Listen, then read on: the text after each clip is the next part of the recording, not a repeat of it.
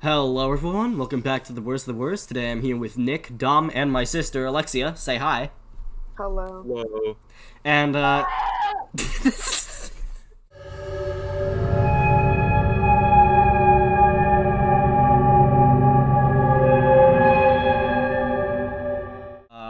okay, so how do I put this out? Okay, so does anyone know the show BFDI, Battle for Dream Island, on YouTube? And does anyone know Inanimate Insanity? New paragraph for some reason, also on YouTube? Well, they are both shows with objects that can talk and walk. I don't know why they put it in quotations, but okay. So Michael and Carrie Huang told me about BFDI 5B was coming out. But that turned out to be a video game, but they still told me that the video was a private video on Jack and Jellyfield, and they also told me their username and password, so there I was. So I signed in, looked through the videos, and they're... Okay, I'm not gonna do this with one fucking sentence. And they also told me their username and password, so I signed in, looked through their videos, and there I was, staring face to face with BFDIA 5B. Why? Why would the people who own this channel tell some random kid their YouTube channel or password, or was this guy an unpaid intern? Because that explains everything. Who fucking knows? I'm going with the second option. Yeah, he was an unpaid intern. Nicholas just appears to be gone. I don't. He's just dead. Anyways, they also told me that this was a crossover with Inanimate Insanity, so I played it, and it all began. Dom, you wanna read the first paragraph? I mean the second. It started out like a normal episode with a Leafy giving Bubble a present. It gave Bubble a present, but then it went to black, and then a picture of the announcer flashes across the screen, but he was red for some reason. Red is scary. Yes. It showed Leafy and Fiery on the hang glider from Fortnite flying in reverse as the BFDI birthday theme from BFDI 5A played in the background in a demonic tone. What does that even mean? Right off the bat. Right off the fucking bat. Who's Nicholas? Why you see that? Okay, Nick. Still vacuuming. Alexia, do you wanna say what you were gonna say? Right off the bat, if this is a story about Leafy, Jesus fucking. It's not Leafy. It's not Leafy is here. Leafy is a character from That's BFDI. exactly what I thought when I read. It's not Leafy is here, so it's not that. Well, okay. I mean, you can perceive it as that way. I don't really care. I mean, who knows? It sounds interesting. But already this just gives you very much like run-of-the-mill creepypasta. Some 12-year-old wrote this in his bedroom. Exactly. Some infant wrote this in the room. Read it the next day in their fucking 6th grade class, and they were like, "Oh my god, this is the coolest thing ever." I mean, this was written in 2014, so I'm not surprised by that. Exactly. Anyway, Dom, start from then after a little while. Alright. Then after a little while of black, it showed Rocky vomiting a red ball and Taco from Inanimate Insanity screaming and breaking something that sounded like orange. Alright, I'm gonna pause it for a bit. When I read this story for the first time, they just include random scenes from BFDI and Inanimate Insanity, so if that's why there's like a bunch of dumb stuff in the story, where it's like, oh, and then this guy said something that was in this episode. I like how they don't give context, but then again, if you find this story, Inanimate Insanity, BFDI and Inanimate Insanity crossover, I think they just assume you already know. You guys don't have a fucking clue. No. I'm the only one who knows. What the fuck is going on? I would like to ask how the kid can tell that it's orange juice being shattering. I don't know. You can tell the liquid is that. Anyways, continued. Okay. But the screen was red again for some reason. Then after a few seconds of black, it showed Paper getting bullied by his evil side. A on A. Great English. 9 out of 10. Getting bullied by his evil side. A on A black background. And yet again, both papers were red. Red and black are the only scary colors. That is just a proven fact from Sonic.exe in this story. See, so it said Paper getting bullied by his evil side. I thought that was the name was after that, and it was A on it. Then no. Yeah. Yet again, both papers were red. After a little bit of black, it showed a blood-soaked paper lying on the ground. The unbearable static in the background, you could hear OJ yelling. I'm gonna read this part. Who's the imposter? Who killed Paper?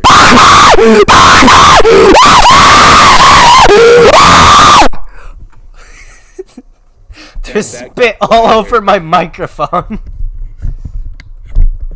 Oh, god damn it! Why did I do that?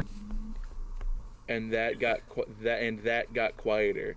Then it showed a demonic picture of Rocky that inverted as it zoomed into his eye, and it went white. Hero blind. A little later, it showed Rocky doing his spectacular vomit art from an earlier episode of BFDI, but the color was strange and audio was fuzzy. Could you say that the color was red and it was hyper-realistic blood? Nicholas. What is Nicholas doing? Look what he posted in the chat. I'm gonna put this up in the video.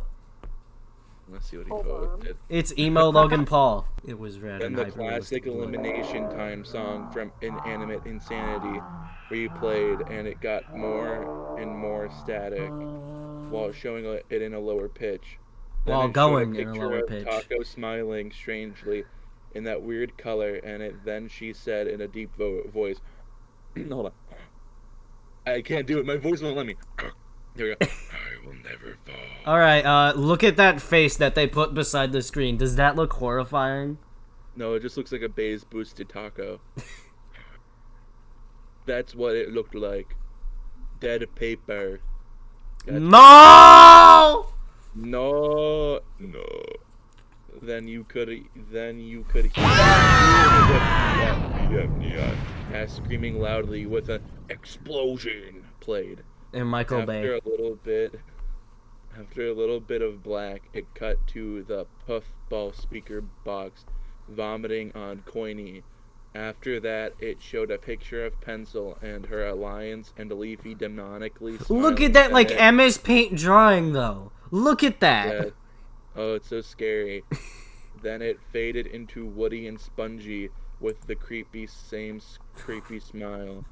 Then we faded into Fiery, who was bleeding on a black background with eyes. Then it faded into Coiny with a big smile and introverted and turned off. He introverted. He stopped socializing with the group. He inverted and turned off like a TV screen. This is the dumbest ending ever. I am going to read it. Okay, so in the first episode, I was like, oh, I already know how this is gonna be. Like, I was expecting his computer to get a virus, and then he threw the computer out, because, you know, that's how all these stories end. But that's not how this story ended. This is the dumbest ending ever.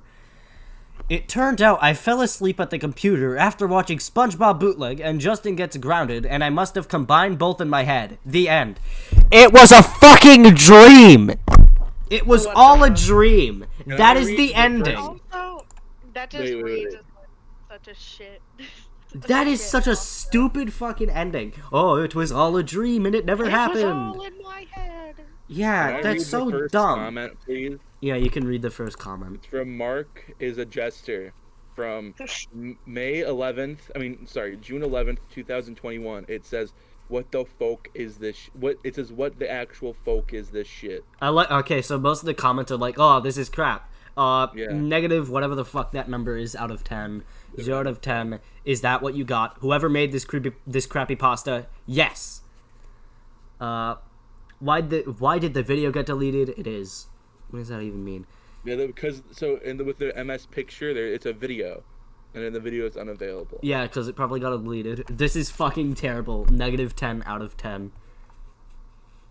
I want to see what this one is. What is this? Wait.